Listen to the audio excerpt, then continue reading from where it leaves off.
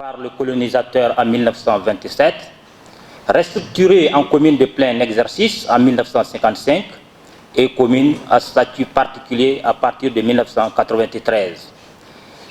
Également, ville carrefour comme Sikasso, elle a une population cosmopolite. Bobo-Dioulasso a été longtemps considéré comme étant la capitale économique du Burkina Faso. En ce qui concerne ces deux communes, il faut dire qu'elles sont administrées par un organe délibérant qui est l'organe exécutif et un organe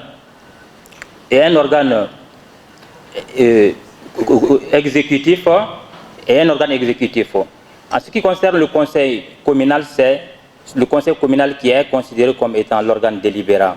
Il est composé des conseillers élus au suffrage universel. Le bureau communal, lui, est considéré comme l'organe exécutif. Il est composé du maire et de ses adjoints élus par les conseillers. Le maire en assure la direction. Le conseil délibère les affaires de la commune, notamment en ce qui concerne les programmes de développement économique, social et culturel. En termes de jumelage, il faut dire que la ville de Sikasso est jumelée à la ville française Brive-la-Gaillarde et Banfora au Burkina Faso. Des projets de coopération sont en cours avec les villes de Baltimore et Jacksonville aux États-Unis et Vincenzo en Italie pour ce qui est de la coopération nord-sud. Des projets de coopération sont également avec la ville de Malabo en Guinée équatoriale, Bondougou et Korogo en Côte d'Ivoire. En ce qui concerne Bobo-Dioulasso, cette ville est en jumelage avec Chalogne en Champagne en France. Elle a des programmes de coopération avec la Gironde en France, Niamey au Niger, Fès au Maroc, Rufisque au Sénégal, Bamako au Mali et Bouaké en Côte d'Ivoire.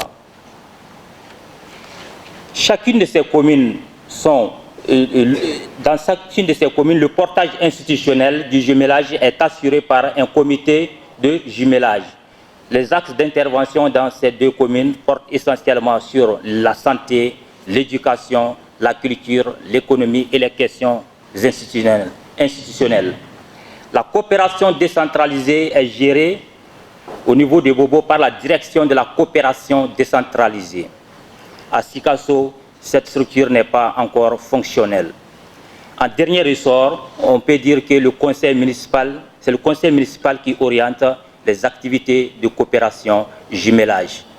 Je vais passer la parole à mon confrère, il va continuer avec la suite.